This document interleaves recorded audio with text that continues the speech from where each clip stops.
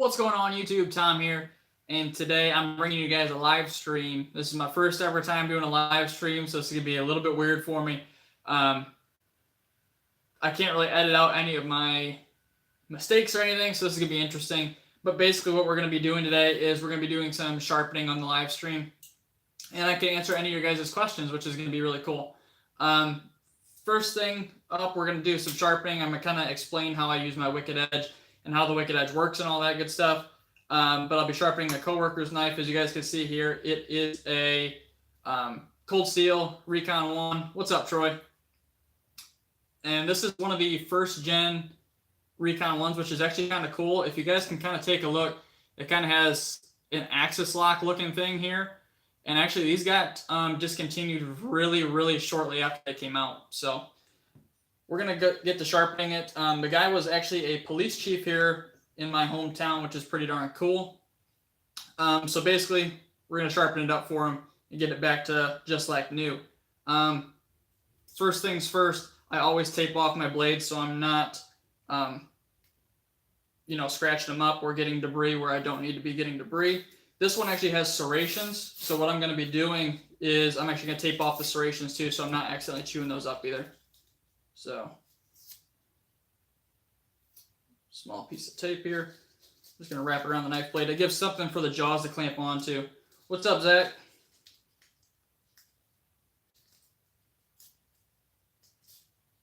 Wrap it around here.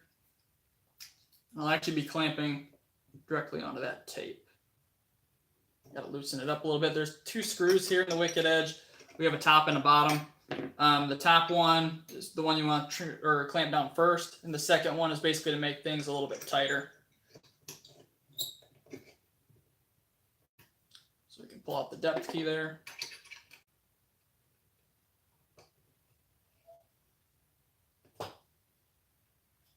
No, I'm not working today, Sam. And then we'll tighten down the bottom screw here.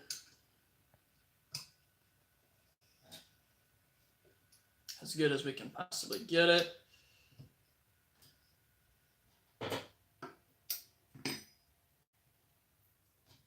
Kind of secure, but not as secure as I'd like. We'll see if we can tighten it down a bit more.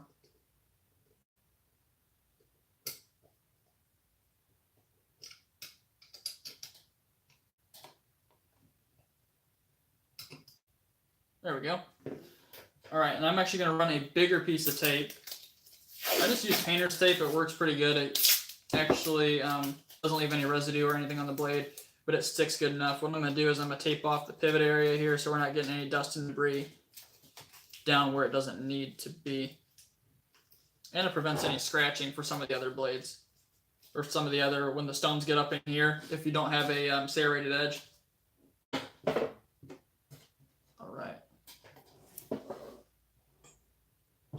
So the next step here is we're actually going to take Sharpie, and I mark down the edge here all the way down. This is a Tonto. I've never actually sharpened a Tonto here on the Wicked Edge, so this is going to be a learning experience for me as well.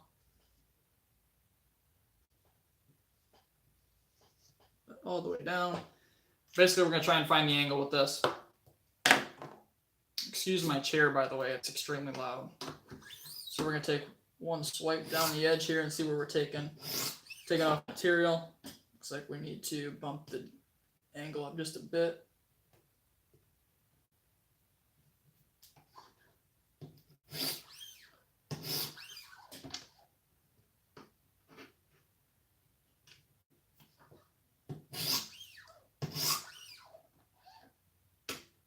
Almost there. Looks like it's probably about 22 or 23 degree angle on here.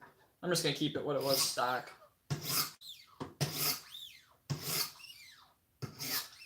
That looks about close. All right, we're going to do the same for the other side.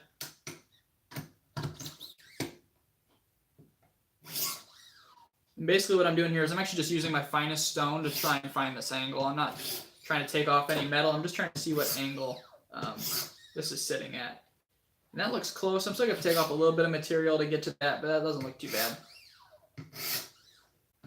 All right, and with that, we can begin sharpening. I'm just going to run 200 grit until we get full burr on both sides and apex the edge. So if you guys have any questions or anything, make sure to ask. We'll get to some other topics here later. Probably going to be about an hour. Probably be done right around 1 o'clock. So.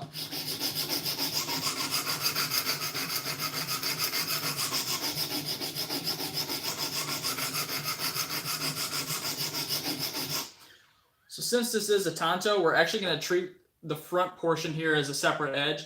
So we're going to be focusing on just this flat portion first, and I'm going to try not to roll over that second portion. We're going to try and make a nice crisp transition.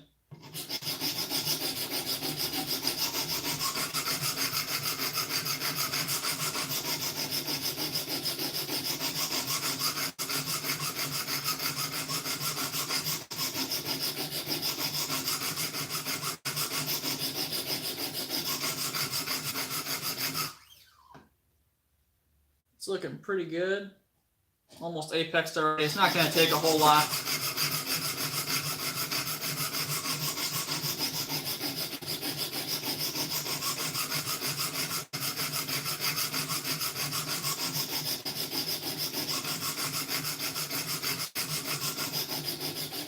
I actually do have new stones coming for this as well. I'm going to have the 800 and 1000 grit diamonds, as well as ceramics.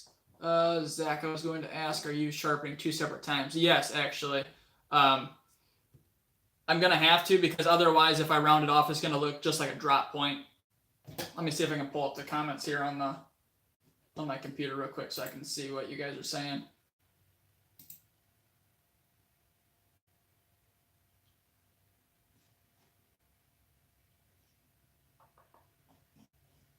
Give me 1 second.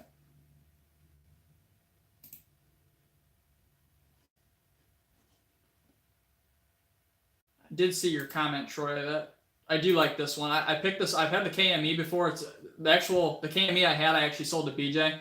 I really enjoyed it. It was a great sharpening system, but I had about $500 into it at that point, and I eventually sold it because I was going to try and learn freehand, but I decided not to.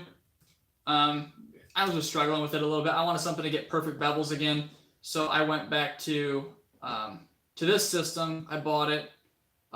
I think it's cool that it's modular, so you can upgrade it if you wanted to later, which is really neat because I can buy, different stones. I can upgrade basically everything I want to.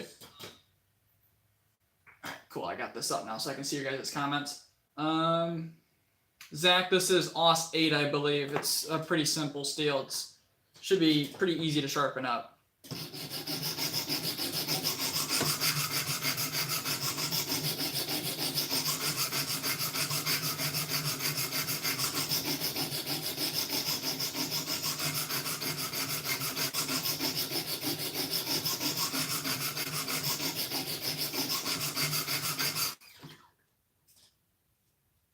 Getting real close. That bevel's looking really nice. Actually, I'm going to jump over to the other side now, so I'm not working too hard on one side compared to the other.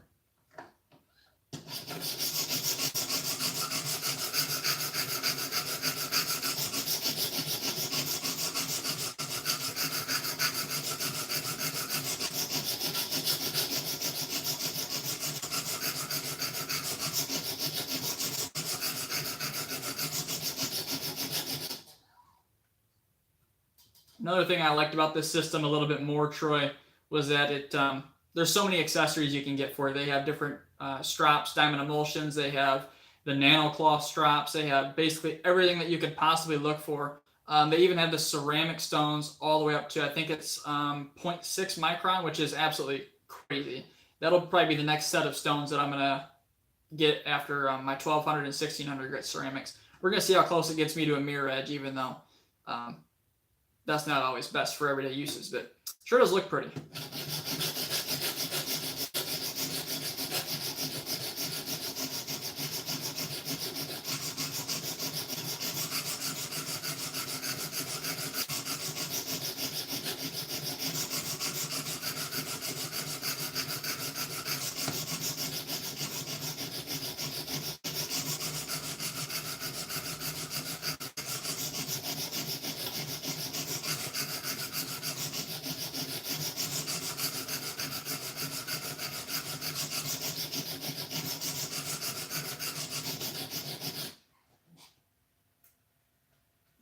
pretty close. We're going to switch back to the other side. Basically what I'm doing is I'm trying not to overwork one side more than the other so the bevels don't end up being bigger or smaller than each other. You want them to be pretty even, so you kind of want to spend even time on each side.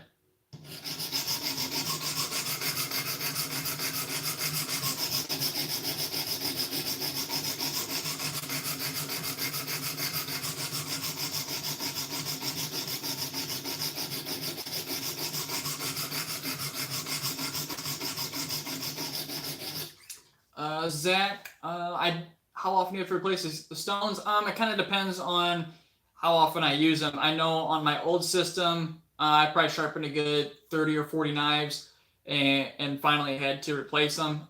These actually tend to be, or seem to be a little bit better quality. They cut a little bit better.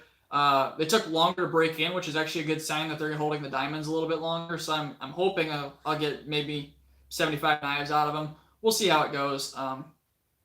The only downside is that the stones are more expensive because basically you're getting 2 grits in one, and you have to buy 2 stones since it is a double-sided system. That part does kind of suck.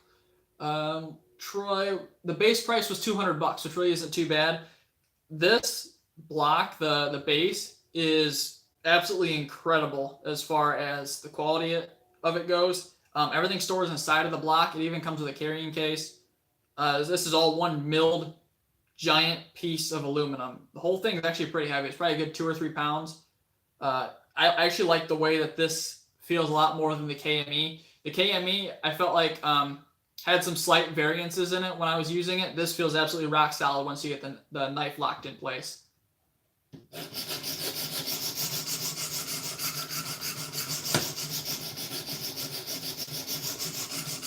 Oh, and by the way, Zach, this is just for you.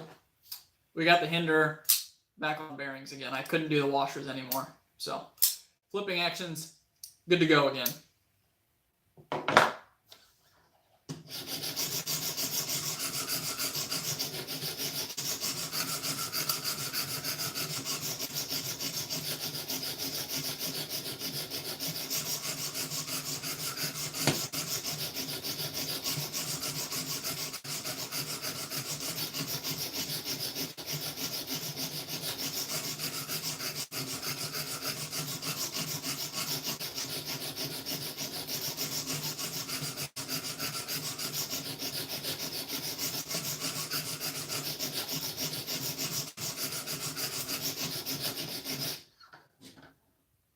Looking pretty good. We've pretty much apexed. If you guys are sharpening, this is actually huge. A flashlight you can shine up on the backside, and you can actually see the burr well before you can feel it. So I got a burr for the most part here. There's a little bit more here towards where the tanto meets the 2 edges here. So we'll work that a little bit more here on the backside. Can you guys hear me okay? I'm just making sure, audio and everything's good because I've never done one of these before. I'm recording off my phone.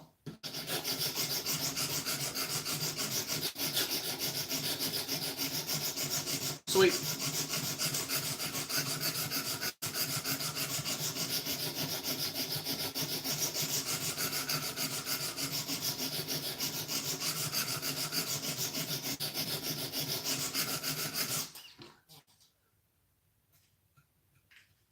Doing pretty good here. Try and flip the burr back on the other side.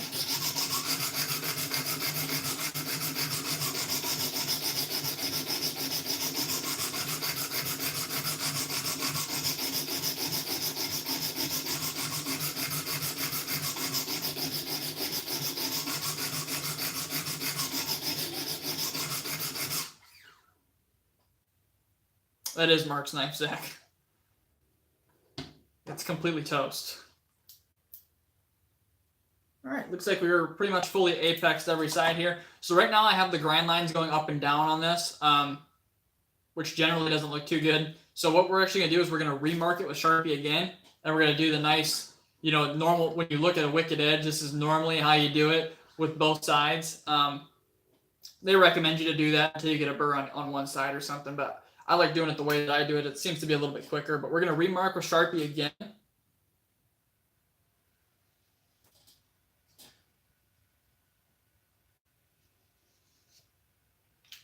And basically what we're going to do now is we're going to do those strokes, being careful not to round over the point of the tanto here. So that way we're going to get our grind lines going nice and like on a 45-degree angle. That's how it tends to look best.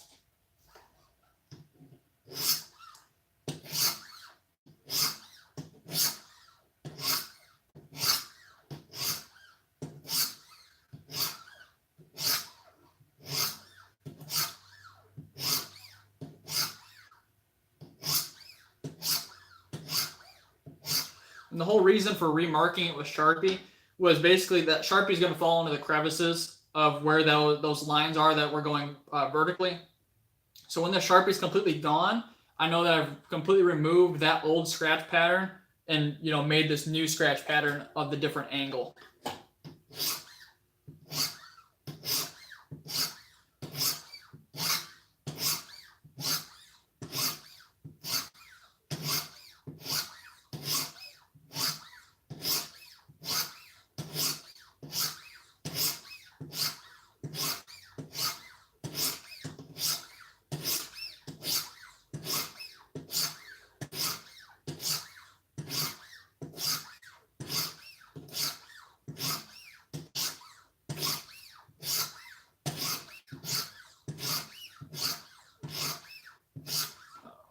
Fell out of focus here. It's looking pretty darn good. Got a little bit more work to do to get rid of the old scratch pattern. See, we just gained another person. Welcome to the stream. If you got any questions, let me know. We're doing some sharpening here real quick, and then we'll eventually move to just talking and basically just bullshitting. So.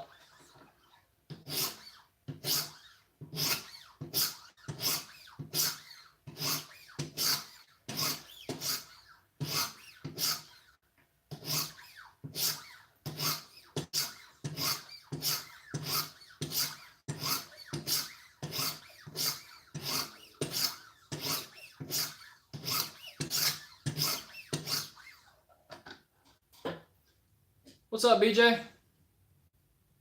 All right, so we've got that scratch pattern refined. We're actually going to jump to the 600 grit now and do the exact same thing until this looks a little bit finer. I don't have to remark it again because I know the grind lines are going to be going the same way.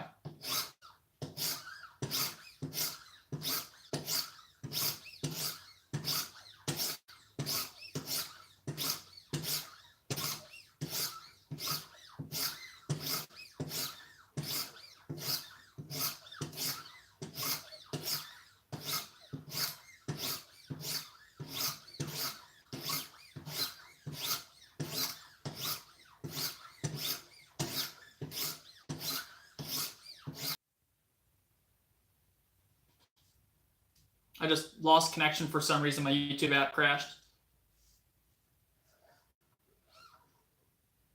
Yeah, Troy, this is actually really nice to just sit here and do it. It's very relaxing. And BJ, yes, I know, it's a freaking Tonto. It's awful. It sucks because, I guess on the wicked edge, you got to be more careful as you're doing these forward and backward strokes that you're not rolling over that front point. This is my first ever Tonto on it, so this is a little bit iffy for me. But, I mean, it seems to be coming along just fine. The Tonto is kind of a little bit messed up to begin with. It's an old beat to crap knife, so I don't feel too bad.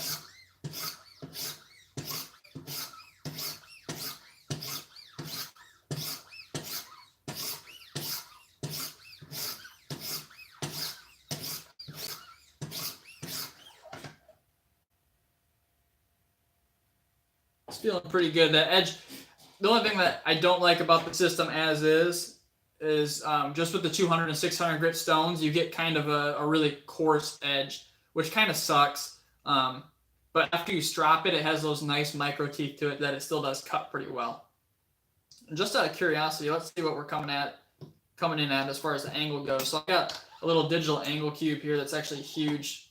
We're gonna zero it on my mat here because that is what we're sitting on top of. I'm betting this is somewhere around 23, 24.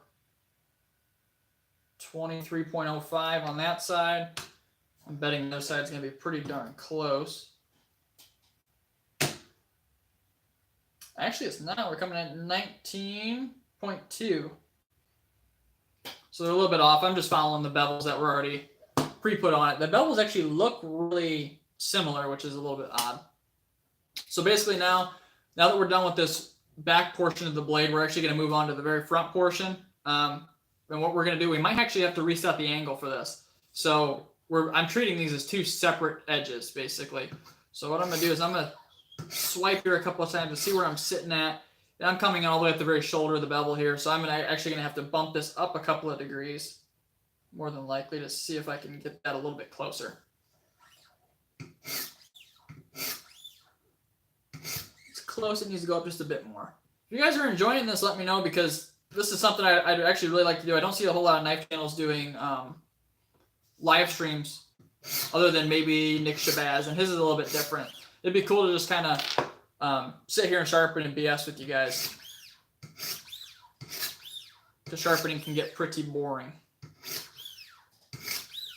So this side's looking really good. This side definitely needs to be changed a bit. So let's get to it. We're going to do another one with the 200 grit. We're going to do the exact same thing. It should actually go even quicker, because basically my entire stone, I can basically just keep it here and move it back and forth.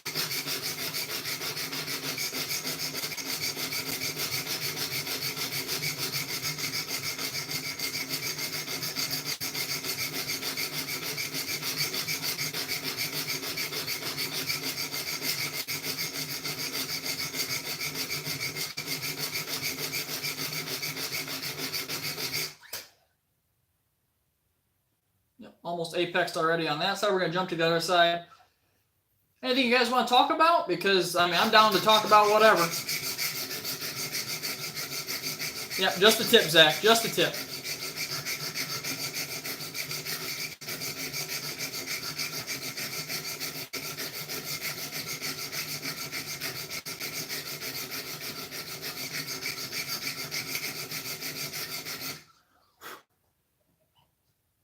If you guys watched my most recent video when I was testing the S35VN on my small Sabenza, did you guys see that Super Seal Steve actually commented and said that his was only 3% different than what mine is, which is pretty darn freaking cool, that we're getting some results that are consistent across the board. So we're eventually, with all the new testing channels that are starting to pop up, we're eventually going to start to be able to get good baselines of what different companies are doing as far as the steels go. Certain companies are kind of skimping out on the heat treat, and that hasn't been really known until now, which is super cool.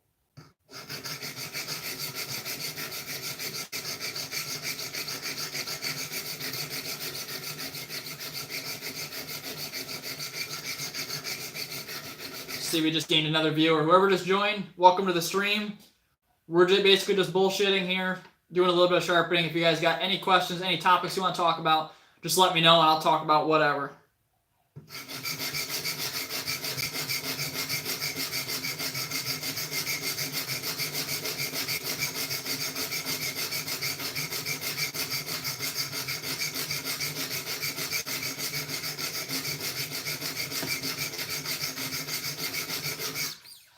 All right, let's see what we're dealing with here. Almost a full burr on that side. Let's swipe it back to the other.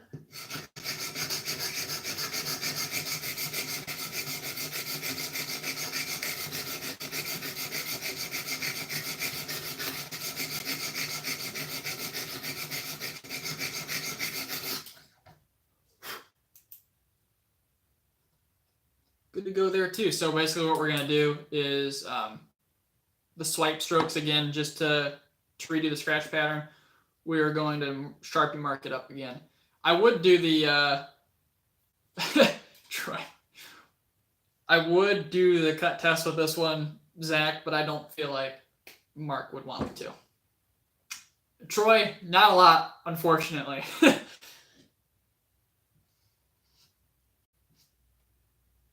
The only thing I know, Troy, is that they're very expensive.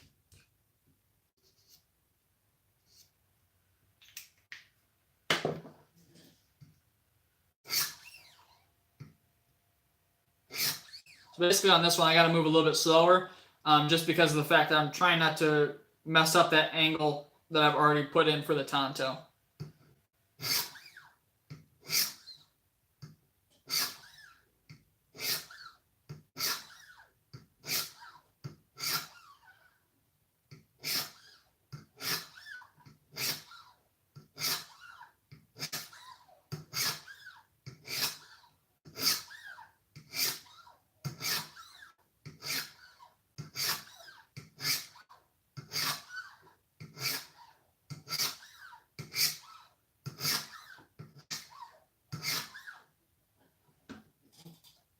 looking pretty good here.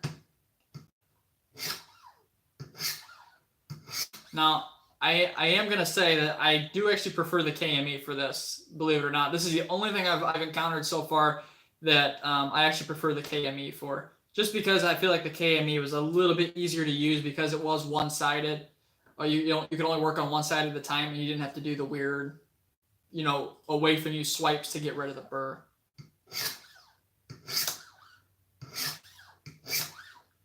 Let's see, we just gained another person. We're just doing some sharpening here, talking about whatever. If you guys have any topics or questions or anything what you guys want to talk about, just let me know, and I'll talk about whatever.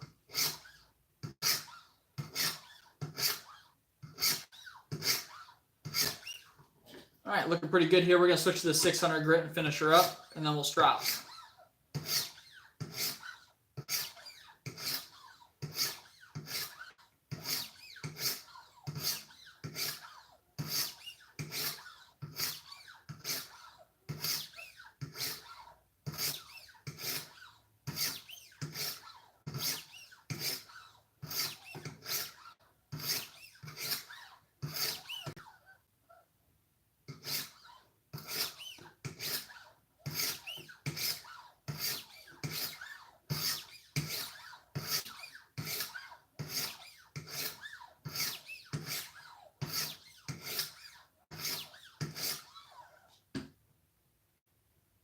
All right, looking pretty good here. So we're actually going to take it out of the vise now, and we're going to strop. I don't have any strops for my actual Wicked Edge.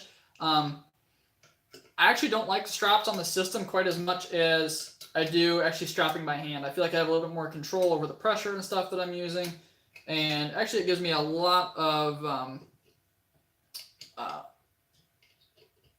what's the word I'm looking for?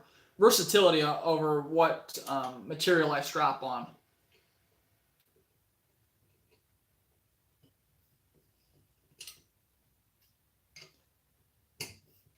Just wait till I get my new stones, BJ. I don't know if you were in here when I told the stream that I ordered new stones for mine. I got the 800 and 1000 grit diamond coming, as well as 1200 and 1600 grit ceramic. So that's going to put me pretty darn close to a mirror edge. So what I'm stropping on here, a lot of guys strop on leather. I'm stropping on basswood. I actually find it removes a little bit of the burr better. It's just because it's a harder substrate that you're strapping on. I picked up like a 2-foot long sheet at my hardware store for like $2. So I broke it off and made one small one like this. I got one with another compound, but I prefer this green. So we're going to try and match the angle the best we can. Do a couple strokes on each side. Still treating it as completely separate edges.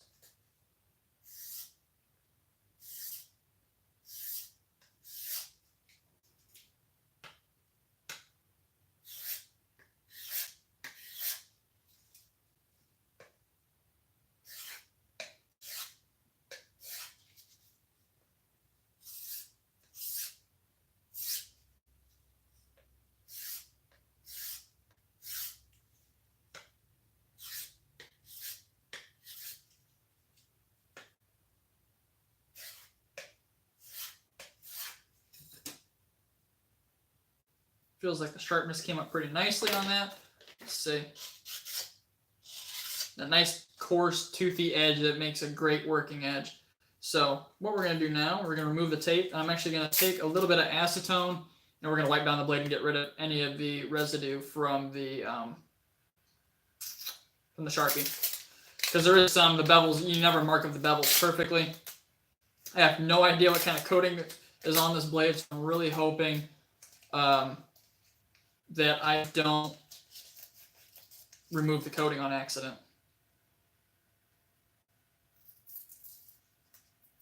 This thin stuff is really sticky. I got it from Harbor Freight.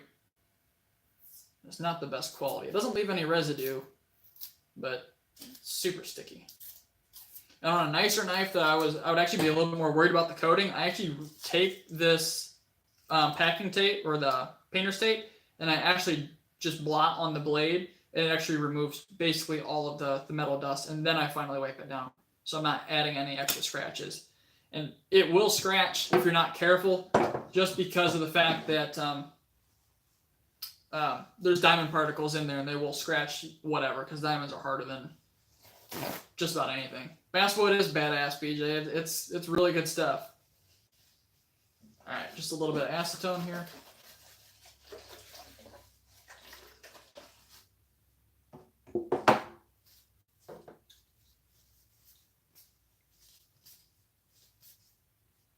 It actually is removing a little bit of the coating, so I'm just gonna be real careful here. You guys could probably see some of that was Sharpie, some of that was the blade coating. So I'm assuming this is probably just paint. But otherwise, the edge looks really good. The edges of the Tonto look pretty good. We'll see if, there we go. We get to focus a bit. But everything looks good to go. What's up, Steve? Doing a little bit of a knife sharpening live stream here. We actually just got done with the sharpening. I might do a little bit of maintenance, and because I got a couple knives I'd like to take apart and recenter. All right, BJ, see you later. Thanks for joining me on your lunch break. I know you guys were busy. All right, let's do a little bit of maintenance here. I actually got to take apart a Benchmade Anthem. We're going to recenter that bad boy.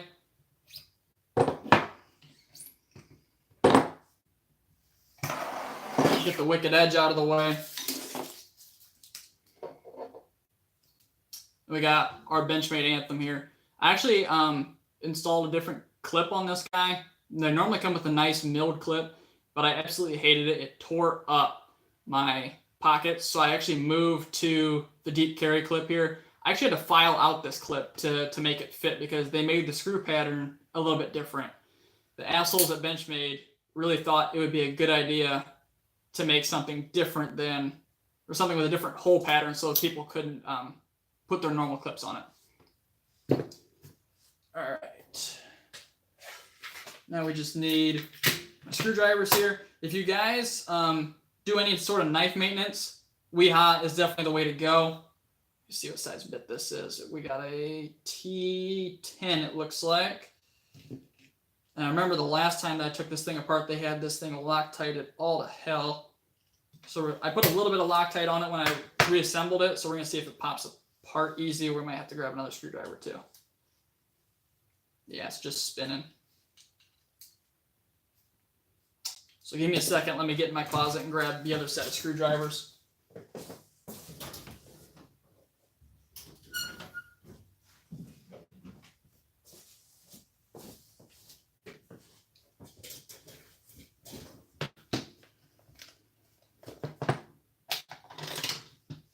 Watching one of your videos this morning, Steve. I was watching your M390 battle, and believe it or not, we got pretty similar results with that too.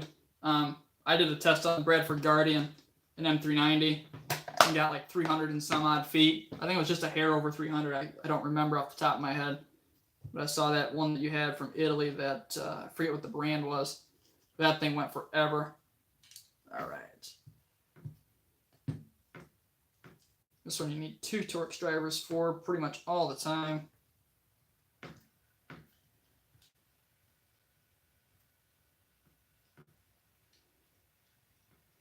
Super badass knife though.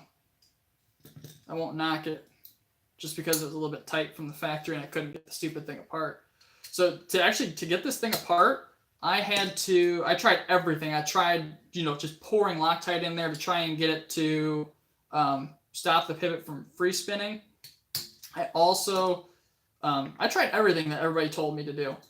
But you know what ended up working the best was I actually put it in the freezer, believe it or not, and then eventually or immediately took it right to the stove and then tapped on it real hard with the driver. I had a driver sitting in there like this and just beat the shit out of it to get it to loosen up. I actually broke the Loctite free.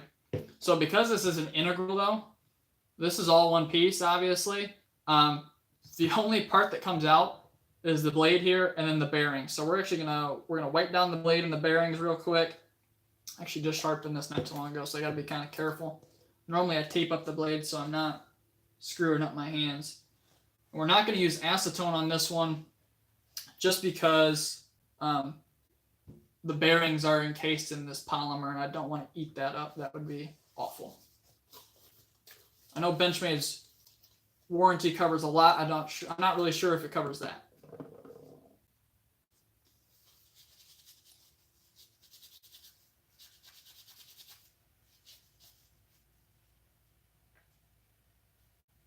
Just a little bit of cleaning here.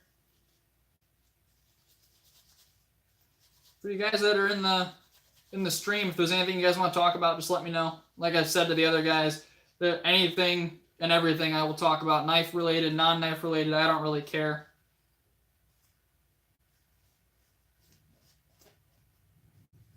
Making sure everything's clean here. So I actually have a little bit of a concern with this knife. I'm not sure how good it's going to hold up. I'll eventually review this one to show you guys. I've had this one since, Christmas of 2017. And so basically it doesn't have a stop pin. The body is the stop pin. So it's actually banging right into this titanium. And over time I've noticed a little bit of wear on it. And I've actually noticed a little bit of lock rock on it, which really kind of sucks. So we'll see how that holds up. I know that if things go south on it, I know that Benchmade will take care of me. So I'm not too worried about it. The only reason I'm taking this one apart, it wasn't really that dirty to begin with. The only reason I'm really taking it apart is because the centering kind of drifted off on me a bit. So we're going to lube it back up here. There's actually recessed pockets in the blade tang where the bearings fit into. We're just going to put a little bit of lube in there. Doesn't need a whole lot because bearings don't need a ton of lube to begin with.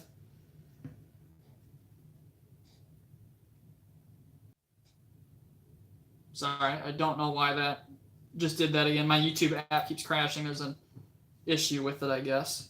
Like I said, those should stick in there, but maybe not. Any new knives you guys are looking to pick up here soon? I got a list that I was going to talk about here in a bit.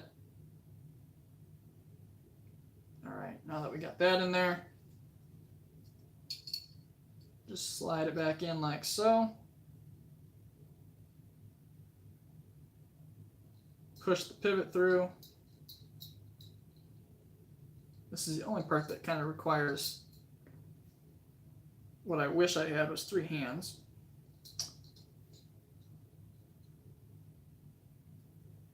But the good thing is nothing should move. It's all just those bearings. I'm just trying to run the pivot straight through the center of the blade here.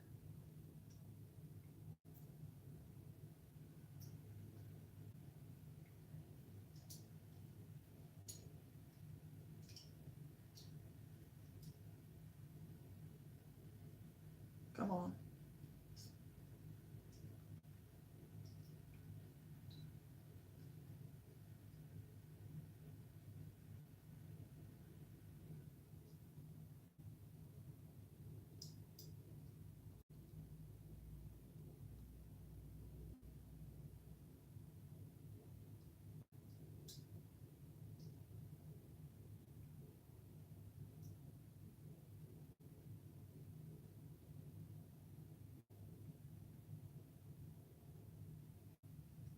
All right, well, I'm trying to do this. Let's talk about some of the new knives I'm excited to try. If you guys got any that you're excited to try, chime in.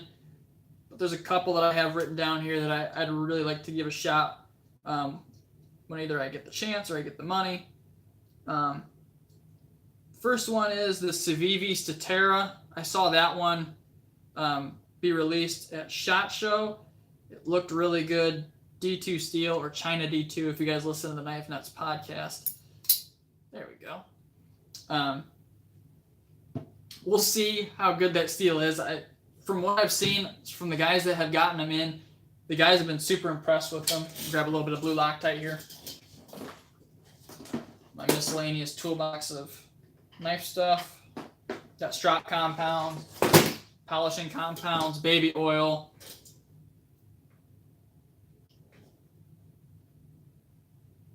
I want a Torrent too,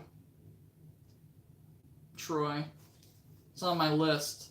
Millet Torrent. Those things are badass. I love all the customization options. I also got to pick myself up a Olamic. One of the other knives I'm looking forward to picking up is a Para 3 lightweight. The Para 3, I love the Para 3, and I've had a couple of variations of it. I've had the River's Edge Cutlery Exclusive. I actually got rid of that one, but believe it or not, unlike a lot of the douchebags out there that sell that thing, I sold it for exactly what I had into it. I didn't gouge anybody on it. It's stupid charging $400 for a Para 3. I've had the Crewwear version. I've had the Blade HQ M4 version. And I think the lightweight Para 3 would be perfect.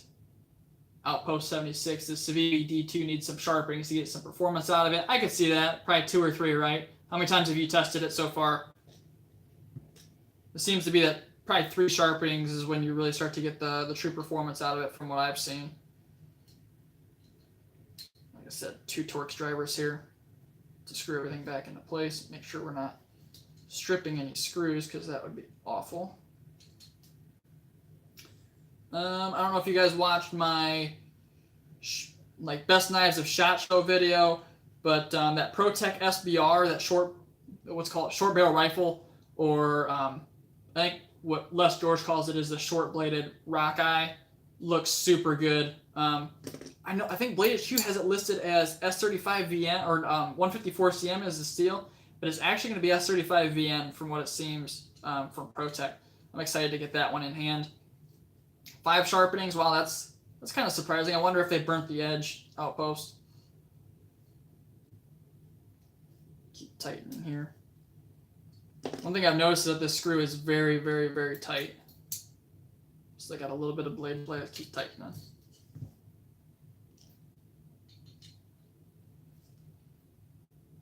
I don't know if you guys listen to the Knife Nuts podcast at all. I know Troy does. But another knife that I am super excited to try is some of Aaron Frederick's knives. They've had him on there a couple of times, and he just seems like a really cool stand-up dude. Funny as all get out, but he makes some sweet knives. He does everything by hand. So I mean, I don't know if you guys are really into that kind of stuff, but it's super cool. He makes things under his own name, Aaron Frederick Knives. But he also does things under his Trash Panda line, which I guess is a collaboration with 2 other makers, I think.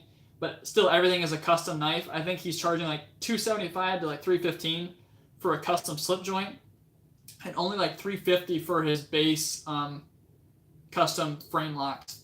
So by the way, this is all tightened up, good to go. This is how I like it. So I pull back my axis lock and it doesn't fall, but I slightly shake it and it drops shut. I don't like that guillotine action that a lot of other guys like. I like it to be nice, smooth, in control, and most importantly, dead centered. So that one's good to go. BJ, the guy that was in here earlier, and I don't know if you guys saw my most recent video where I tested BD1. This is the knife we did it with. He loaned me this one, which is super cool. Appreciate you, BJ, for letting me test out this blade. But the centering is horrible on it. So we're going to see if maybe we can fix it. I have a feeling it's just bad tolerances, which kind of sucks. But let's see what we can do. Back out the pivot screw here. I think they used enough Loctite. What do you guys think? Good Lord. All right. I'll switch to a different size bit here. One of the other knives I was looking for, the HEA Designs Hunter. I know that Casual Cutter just got his in. I saw that he posted. I don't know if you guys are. I think everyone in this group right now is part of the Sharp Spot. I'm pretty sure from the guys I think that are still in here. I think it's probably Steve, Outpost, and Troy. I think all of us are in the group. But anyhow, he posted in there the other day that he got his HEA Hunter in, and that thing looks phenomenal. And I really want to pick one of those up. My only thing keeping me from buying it, I'm not a steel snob per se, but I feel like for $200 I should get more than 154 CM. But I guess if it's heat treated right, it should be a pretty damn good steel. From what I've seen in my testing, from what I've seen it do, it seems to be okay. I guess I haven't tested 154 CM. I've tested CPM 154. But But that blade shape's super funky looking. It looks like it's going to pierce really good. I'm almost afraid of how fragile it is out by the tip. Because in my line of work, I don't know if I've ever told you guys this. I work at an outdoor shop. I run our knife counter. I'm the head of our knife department. And we do a lot of box opening. And normally, I don't know, anything that thin out towards the tip is a little bit sketchy. I like something that's a little bit beefier. I like my small Sebenza, even though it is thin down at the edge. It is, it's still kind of beefy blade stock. I've really been digging this guy. I've posted this in the group a couple of times. My Hinder XM18 3-inch, 0.14-inch blade stock, but it's 20. I think it's 21 thousandths behind the edge, so it's still moderately slicey, but not crazy. But I think it's a good blend of durability and still cutting ability. Let me get a drink of water here real quick. What other blades did I have on here? The Buck Sprint. That was another one I was actually kind of surprised by, and I'm actually really excited to test it out. I'm hoping that we get some in at the store so I can feel it before I go ahead and order it. If you guys didn't see those, they have carbon fiber variants of it. Oops, wrong side screwdriver. Carbon fiber variants of it with S30V. That actually has the Paul Boss heat treat on it too, so that should perform really, really well. They had the Select version, which is just a more inexpensive than the typical Buck 420 HC. I'm not too keen on, but hey, it's a proven steel that those guys over at Buck have been using for ages. Well, duh, that's why I couldn't get it apart. BJ's got a lanyard on it. So we're basically just going to try and swing the scale out of the way here, if we can.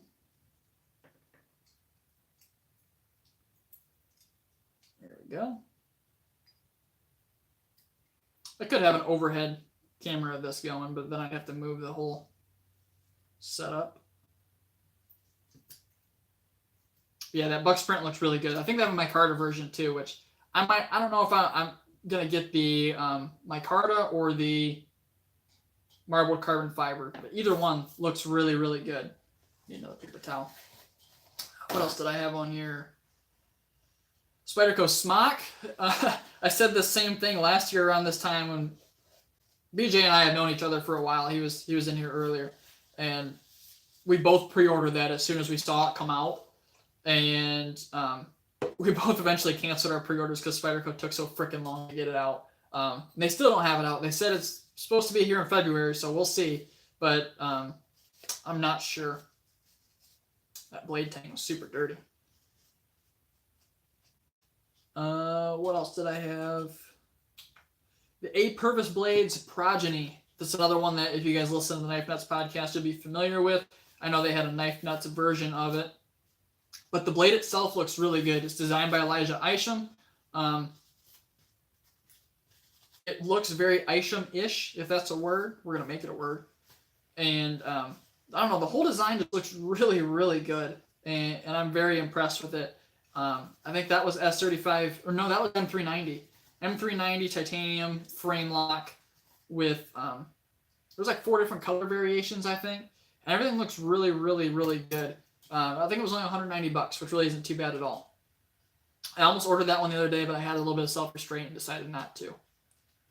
What else do I got here? The Hinder half track. I've always been a fan of the half track. I've handled that one before, and it's a really nice knife. The only thing that's stopping me from ordering that one is, I don't know. I feel like it's going to fill the same role that my 3-inch XM18 does, which kind of sucks. It just seems like it's a wider knife in the pocket. It seems more beefy than my XM18, but at the same time, it's a shorter blade. So I don't understand where that's going to fit into my EDC.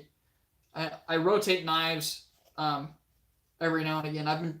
If I get a new knife, I try and carry it for at least 2 weeks before I really gain some opinions on it or even talk about it publicly. Just so I'm not doing a disservice to the knife. And I'm not doing what Wrangler Star did and saying that he loves the bug out, and then like a week later says he hates the bug out and it's the biggest piece of shit he's ever had. I mean, that's, if you're posting on YouTube, come on, man, you got to be better than that. I think I got another one on here. Large and Kosi. I love my small Sebenza. I love the fit and finish. These aren't necessarily new knives, by the way. These are just knives I'm looking to pick up. Some of them are new, but some of them are real old, like the Nkosi. I've had 2 small Sebenzas at this point. I sold the first one, and I'm keeping the second one. I don't know if you guys have seen. I guess you guys saw in the last video the customization that I had done to it was super badass. The custom lanyard bead and lanyard pin and all that good stuff in that really, really cool green color. But basically, I'm going to get I really want to get a large Nkosi because the Nkosi interests me a lot because it seems like it's an upgraded Sebenza. The Sebenza is already a great knife, but the Nkosi seems like it's even more overbuilt. The pivot's bigger, the washers are bigger.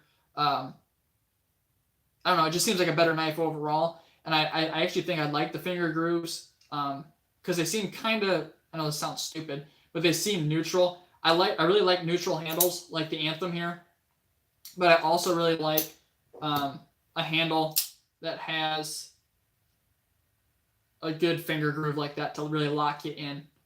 So I think I'd like the Nkosi. I know it's going to be butter smooth because it's CRK, but we'll see if I eventually pick that one up. That's definitely one I have on my list.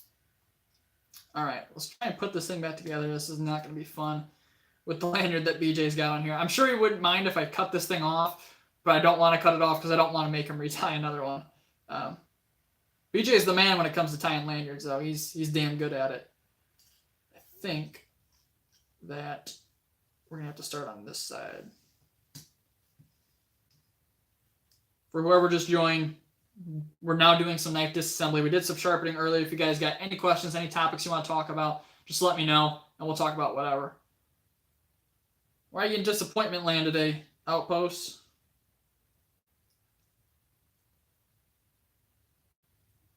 Got a D-shaped pivot on this Spyderco cap. I'm going to try and fit it through here. It looks pretty tight. Maybe it doesn't go on that side. Let's try the other one.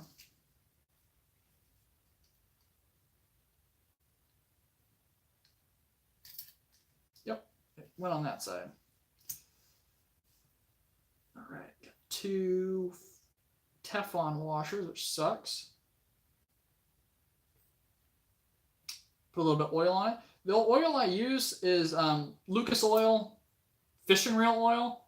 I fish a lot, and this works great for the fishing reels, but it's also a super lightweight oil. I'd probably say it's like 15 weight if I'd have to guess. So it's super light, and it's really nice for knives that are running on some of these washers. They don't really need lubrication like Teflon or even bearings. I got to order some more Chris Reeve fluorinated grease for my Sebenza. But, all right, so we got that back on there. We're going to lube up. Well, this is kind of interesting. The detent ball on this blade runs completely through. I don't know if you guys can kind of see my fingers through there, but the detent hole runs completely through, which is weird. It's different because now it can't hold lube, which kind of sucks. We'll put a little bit of lube on the track, though, so it has something to lubricate it. What knife did you test in D2, Outpost? A little bit of lube on here, too.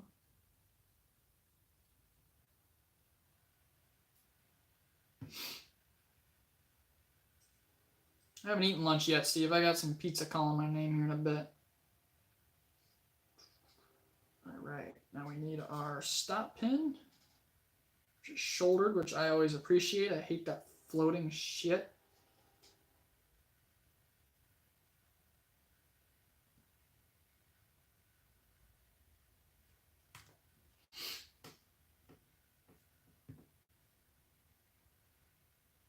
Put our other Teflon washer on here. I hope it does too, Outpost. What model was it? Was it one of the new ones? Because I know they've just recently started to use D2.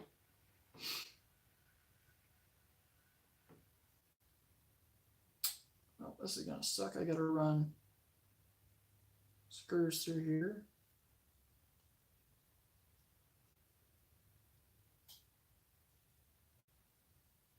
Copper Natrix, nice.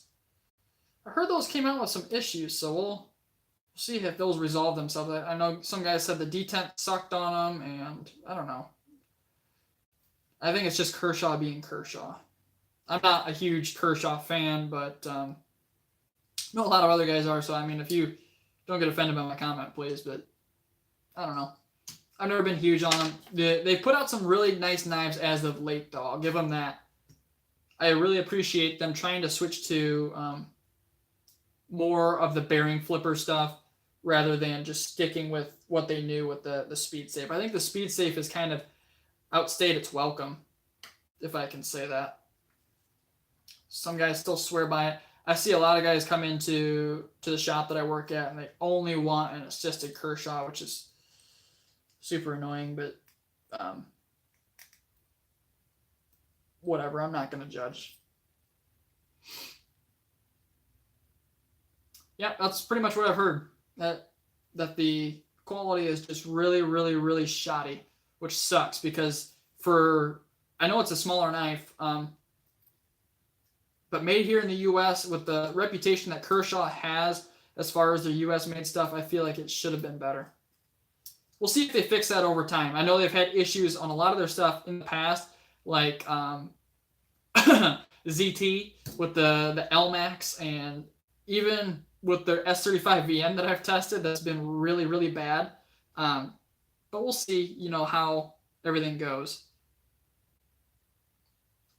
This Spyderco is pretty interesting to me. The screw lengths kind of seem all over the place. I have a couple that are quite a bit longer than others, but they all are body screws. So I'm not really sure what's going on here. This is a pain in the ass to put back together, by the way. There's too many little parts.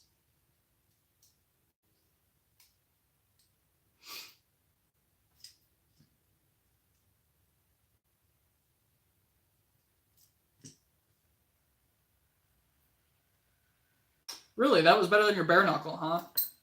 That's interesting. That's another one I wanted to pick up. I guess I didn't put that down on my list here, but I really, really do like the look of the bare knuckle. It just looks like a bigger Natrix, more elongated. It looks more true to the 777 design, which I'm excited for. I mean, that's one I'd actually really like to try. Put our backspacer, yeah, I guess this isn't a backspacer. It's a what's the word I'm looking for? Barrel spacer back in there. Everything's fitting together. Yeah, I'll PM you Outpost. I'll hit you up on the Sharp Spot group. That'd be awesome to get it in and do a quick little review of it. I'm sure we could work something out where I send something your way to check out. Maybe the Anthem. I don't know. If that's something you're interested in.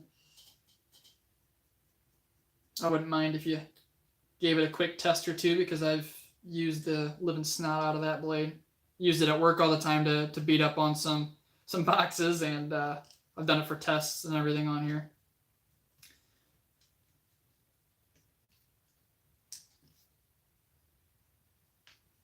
All right.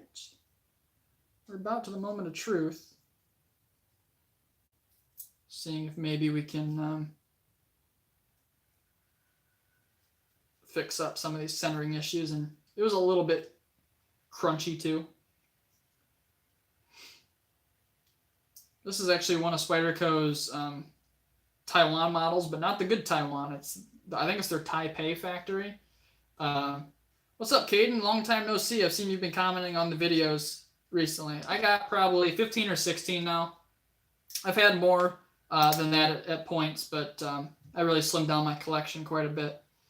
So if you guys are interested, I can kind of talk about some of the knives that I've had. I've been collecting since early 2016, so not as long as some of you other guys in here. But I went kind of crazy and ended up buying quite a few in a row. So if you guys are interested in that, I could talk about that. I can try and rack off the blades that I've owned from memory. It's probably a list of 40 or 50 or so.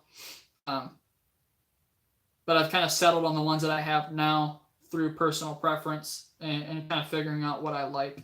I'm diversifying a little bit. I used to be a huge Spyderco fan, and I've actually diversified a little bit more to other brands. I got a couple Benchmades, CRK, Hinderer.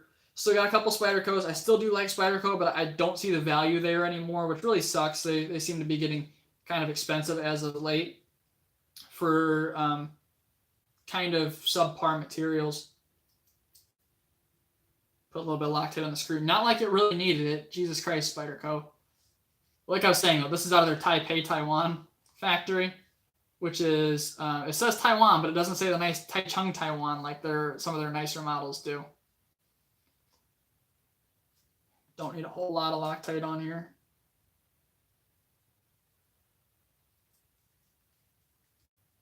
Oh, did I have any other? I did have one other knife on here that I want to check out, and that is the We Knives Pleroma. So Elijah Isham is one of my favorite designers out there right now. He's doing some crazy good work. He's actually from kind of nearby. So I'm out of Northern Ohio, and he's out of Canton. So that's Eastern Ohio. He's close to like the Pennsylvania border, which is super cool. I know I brought it up a lot, but the Knife Nuts podcast, if you guys check it out, he has an interview with them on there, which is super cool.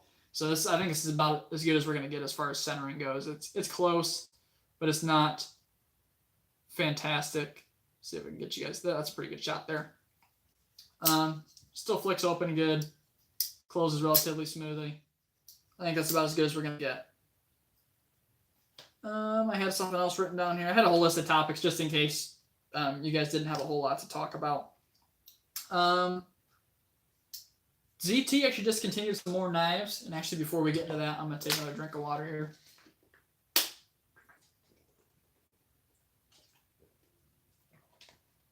They discontinued their 0562 G10 version. I think that had S35VN as the steel. That one's not a huge surprise to me, especially with them coming out with that 562 Ti, as well as the success of the 562 CF. But they did have another one that really surprised me that they discontinued, which was the ZT 0393, which was a new model for last year. It was a Hinderer design based off his Eclipse model. I really don't know why they discontinued that. The sales must have really been bad on that one. That was one I kind of wanted to pick up, and I still might, but I don't know. I kind of have a sour taste in my mouth from ZT. That the whole steel issue that I had with my 0609 with it not holding an edge very long, as well as the lockup issues that Vinny over at Nero Knives has kind of demonstrated. I know a lot of guys say they don't have issues with theirs, but at the store that I work at, we carry a couple different ZT models, and I've gotten a couple of them to pop like Vinny did. So I don't know, just not huge on ZT at the moment. A couple more things here. I want to talk about some of my favorite knife designers. This doesn't really get talked about a whole lot, which is kind of odd in the knife community because, I mean, the whole thing, it's kind of leaning towards designers working with production companies like Kaiser, It's generally the Chinese companies, some American companies, but not quite as many. But some of my favorite designers, like I said, was Elijah Isham. He just has some really, really wicked, crazy designs. Everything works good. Just the way everything's put together is super nice. And I don't know. I think he's one of those people that you can say he's ahead of his time right now. He's making these wild designs that just work, which is phenomenal. He's a really cool dude from what I've heard too. So, Sharp by Design. To be honest, I never knew about Brian Nadeau over at Sharp by Design and up until I started listening to the Knife Nuts podcast. And tell you what, his work is incredible. He's got a couple different models. He does everything in short runs, and I don't know, just his designs really speak to me personally. His flipper tab kind of turns some people off. It's kind of funky. It's kind of like the Hinderer flipper tab. Either you love it or you hate it. I'm not huge on the Hinderer one, by the way. I don't know, it's super uncomfortable. But his, instead of curving up like this, they curve down and kind of come out. They're big. They sit really far off the knife, but God, do they flip good. They're awesome. He also has that integral detent system. I don't know if you guys have seen that before, but instead of a detent ball, so typically what happens when you're using a flipper like this, you move your lock bar and it hits that detent ball right here and you get stuck in that weird, you can push it forward to get it to shut, or you got to move the lock bar further over to get it to shut. But his is a detent ramp that, I guess he technically calls it a nub, I think. It's just completely tapered all the way up, so you don't get that. So once you're over the detent ball to get it back, it just falls. We lost connection again. But anyhow, picking up where I left off, Laconico designs. His designs have been super popular lately, and I can see why. They're very basic. Nothing, super crazy about his designs, but everything looks super good. Very utilitarian. He's come out with that Mastrap Keen, which looks really good. I might pick one of those up. It looks like a good value. I think it's like $135 for S35 VN, titanium, and all that good stuff. As well as I think the Easy E came out with Alliance designs, as well as Monterey Bay knives. I think with the Alliance designs ones, there was only like 20 produced. I just saw one of those pop up for sale the other day, like $300. But I just heard of him now. I don't know if I've been, living under a rock, but he has some really, really good designs. And last but not least on the list of favorite designers, which should be no surprise, is Hinderer. He's actually a local guy now too.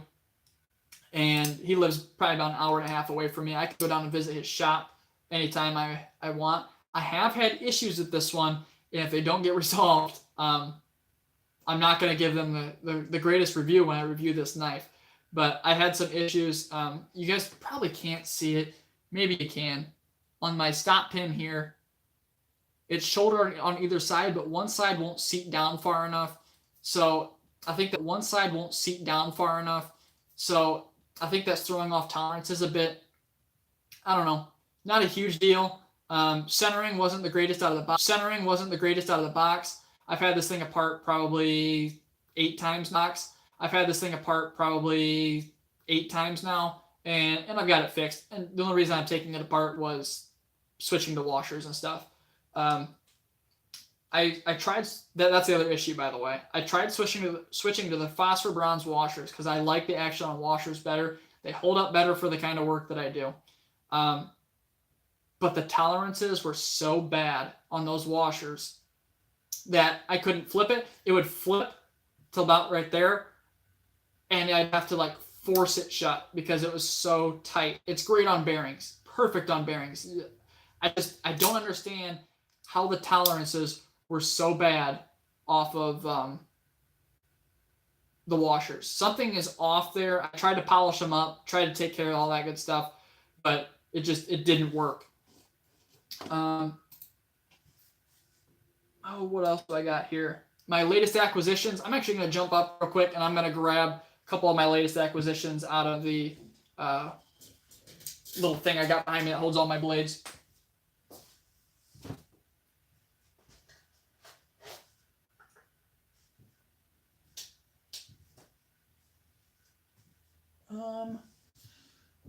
So I've gotten this Benchmade Griptilian, an M4. Recently, I've done a couple tests with this one. I did this. This was a custom I did in the blue polymer with the black blade.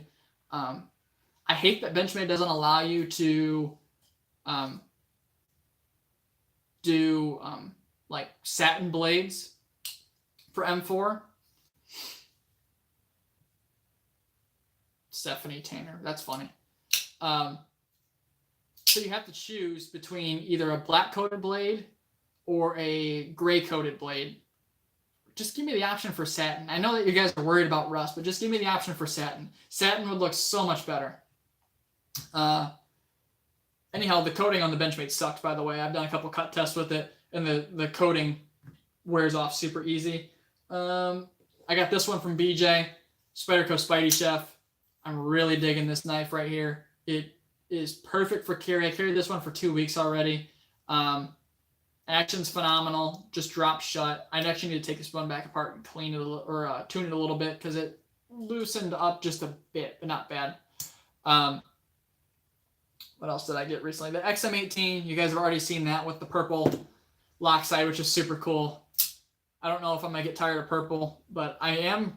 If I continue to like this knife as much as I have, I'm probably going to move this to Battleship Gray G10, bronze hardware, and I'm thinking the blue-green clip. That would look phenomenal on this knife. I'm not just a locking folder guy either. I just got this one, and I'm really digging this as well. This Great Eastern Cutlery number 6 Pemberton. This is actually a really small knife. If you guys can see just how small it is compared to something like the 3-inch Hinderer here. I mean, the Hinderer looks a lot bigger. It's real similar in size to a Case Peanut, if you guys are familiar with that. I love the Wharncliffe blade. This one's in muslin micarta, and I think it's going to make a great user. I can't wait for this 1095 to take a patina and for that micarta to darken up a bit. And I do actually have one knife on the way. I ordered this one on Black Friday. It's being produced right now by Riot, and that is a Sharp by Design Evo Typhoon. I had his Micro Typhoon. Give me 1 second.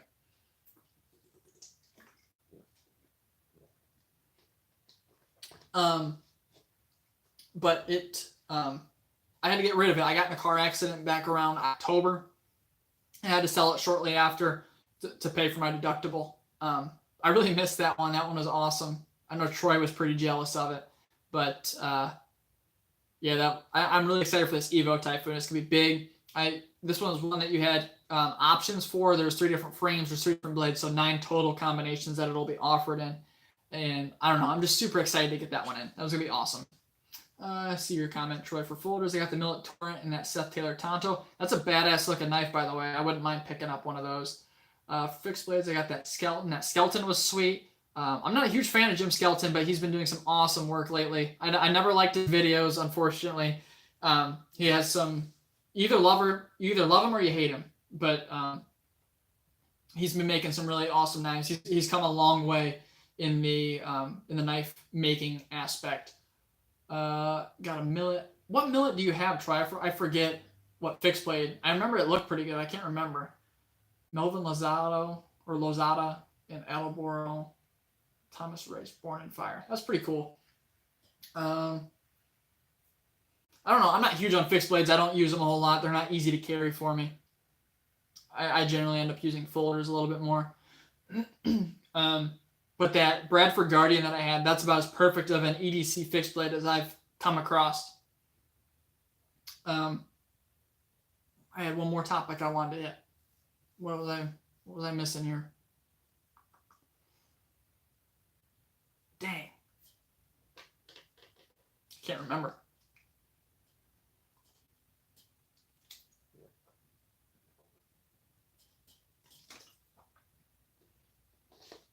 Any other steel tests you guys would like to see me do? I got a list of my own that I want to put up against each other. But is there any steels in particular that you guys want to see tested? I think I've done BD1 versus VG10, CPM 154 versus VG10, S30V versus S35VN, M390 versus 20CV. 8CR 13 MOV versus the really shit Walmart Ozark Trail, which actually performed a little bit better than what I thought it was going to, believe it or not. What else have I done? I think that might be it, but I got a list of them. Any others that you guys would really like to see tested? I don't know when you joined, Steve, but this one, this knife was in for sharpening. It was my coworkers. Gen 1, Cold Steel Recon 1. These didn't last for very long when they were out. If you can see, it's got something sort of like an axis lock going on, and Benchmade put a stop to that real quick. So this is actually a pretty darn rare knife. It's super cool. He used to be a police chief, and he used the shit out of this knife. He told me if I find anything weird in there like flesh, just to let it go. But that one's super cool.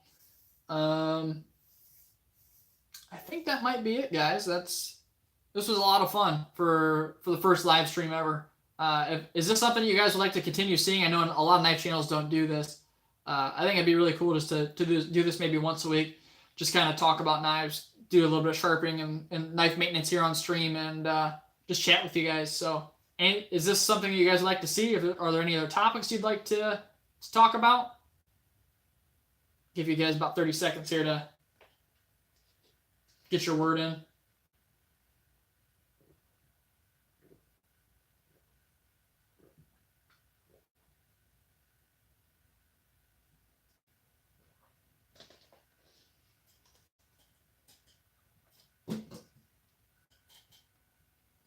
Troy, I had a question for you real quick. If you're still here, I think you are. How much does those Millet Torrents run, like the base models? Because that's all I can afford on my broke ass budget. I'd really like to pick one of those up. Even just the plain Jane ones in XHP. Oh shoot! I was gonna go over what knives I had that I've had in my short collecting time span. So I started out with I'll probably make a video on this eventually. I started out with a short or a cheap ass Smith & Wesson assisted folder. Thing was junk. I thought it was cool though because it was Smith & Wesson. It said M&P on it, and I work at a gun shop, so I figured that was a good brand. And then one of my coworkers gave me a CRKT M16, and that one, I think that kind of catapulted me into knives. I read a couple reviews on it real quick, and watched a couple reviews on YouTube, which introduced me to the whole YouTube knife game. And then I picked up a Benchmade Griptilian because I wanted to move up from that CRKT. There were a couple issues I had with it. I still have that knife sitting right here behind me. That's one I'll never get rid of, but it is a testing dummy sometimes. So I moved on to the Benchmade Griptilian. That was my first ever good knife. I remember fighting myself over whether to get it in 154 CM or the upgraded model in 20 CV, and I knew nothing about steels at the time. It was kind of funny. Knowing what I know now, I would have rather just spent the money on the 20 CV version just to get a much better steel. But like I said, picked up the Griptilian in 154 CM and carried that for probably 2 or 3 months. And then it was announced that the Benchmade Freak was coming out. And that one had, the legendary S30V and the rubber handles. And I was like, oh man, I gotta have it. And I waited for it to come in, and it finally came in, and I loved it. I literally bought it the first day we had it. So I was probably one of the first people to ever have a Benchmade Freak. I carried that one for a while. I even did, if you guys look back on my channel here a little bit, I actually had I did a review of it. That was I think it was one of my first ever reviews. That having those two knives made me want to make YouTube videos. So that's kind of how I got to where I am now. And that actually really jump-started my collecting. I picked up so basically what I was doing before I decided to sell that Freak, by the way. So I sold the Griptilian before. I decided to sell the Freak, but I wanted it to be sharp for the next person who was going to buy it. And at the time, I knew nothing about sharpening. I really sucked at it. I didn't want to spend the money on a system like the Wicked Edge that you guys saw earlier. And so I sent it out to Benchmade's Life Sharp service. But in my head, I was like, well, I can't be without a knife when it's gone. So I was like, you know what? I've seen these Spydercos. Let me try a Spyderco. So I bought a Delica. And this is where I went down the rabbit hole.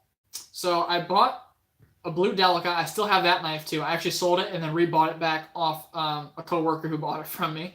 And so I got that Delica, and I was looking at other Spydercos. I'm like, I gotta see what other models they have. So lo and behold, I find out about the legendary PM2. So I pick up a PM2, and I think that's where the Spyderco craziness started. Because right after the PM2, I bought a factory second Manix 2 that's not bad, Troy, $275 for a base model Torrent. Yeah, I'll have to pick one of those up. I think I paid like $80 for a factory second Manix 2 lightweight and CTS XHP, and I thought that was the shit, man. That I had a a sprint run Spyderco. I thought that was the coolest thing ever. So from carrying that, I figured out that I didn't really like it, just because it's too wide for me. I got small. I'm not a big guy, as you guys can probably tell, but I just don't have that much room in my pocket. I like to carry my knife and my phone in the same pocket. I know I'm probably in the minority there. I don't like leaving it bouncing around with keys or anything like that. I'm right-handed. I keep my phone in my right pocket. I keep my knife in my right pocket. My two most accessible things that I probably use the most. So I decided I didn't want that, but I decided I wanted something that was better quality, and that's when I found Nick Shabazz. And at that point, Nick Shabazz was going on and on and on about what he calls the Schleich buoy, but it's really the Swish buoy. So I was like, you know what? I got to pick up one of these. So this was back in the day when they were still making them, and I picked one of those up for like $275, which was nuts for me. I've never paid that much for a knife. So I picked that thing up, loved it. I was terrified to use it though. So I was like, you know what? I can't have this knife and not use it. So I eventually sold it, which sucks. From there, I ended up buying a ton of different knives. At one point, I had the whole Spyderco Swish family, the Spidey Chef, the Techno, the Swish Buoy. And I thought it was super cool. This is about the time I met BJ. For those of you guys that don't know, BJ and I have been buddies for a little over a year now, I'd have to say. But basically, so around New Year of last year, meaning 2018, I went on a Spyderco buying spree. I bought a Southern, I bought a Gil Bradley 2, I bought a Spidey Chef, I bought a Shaman, I had that Techno, I had, oh shoot, what other ones did I have? I had a Benchmade Osborne. I've had a Benchmade Osborne twice. I've had one in the green aluminum. I've also had one in the carbon fiber and S90V. Neither one stayed around for very long. I don't know. That knife, it speaks to me, and I want to get another one, but I just haven't convinced myself to buy it for a third time.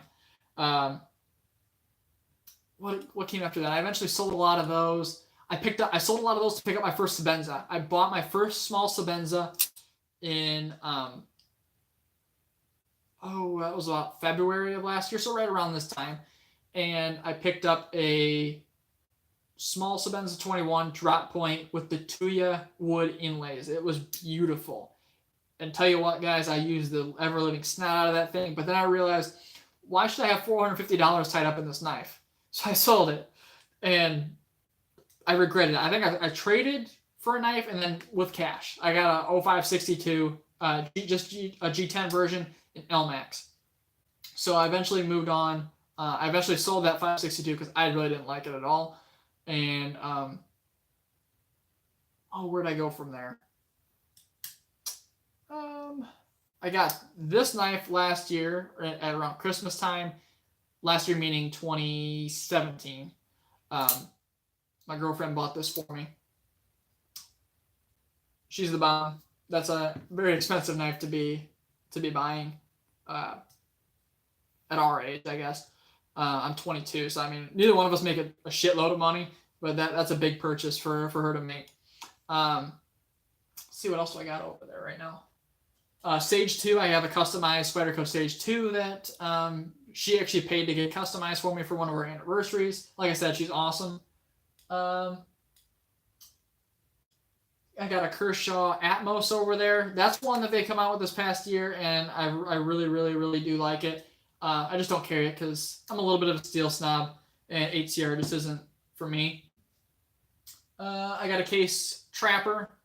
Not a huge fan of that. It's a little bit too big for a slip joint. I like a smaller slip joint. I have a customized Opinel from BJ. He did an amazing job on that. Patina on the blade, dyed handles, and then polyurethane over top. That's actually, if you guys are ever watching my videos and I'm cutting cardboard and breaking down cardboard to prep for the videos, that's the knife I use pretty much all the time because it's so thin and such a good cutter. I got that Hogue X1 Micro Flip. I actually got that one free from work. That's why it has my name on it, because they want to make sure that you never resell it. Hogue had a program where you sell so many knives and get a free X1 Micro Flip.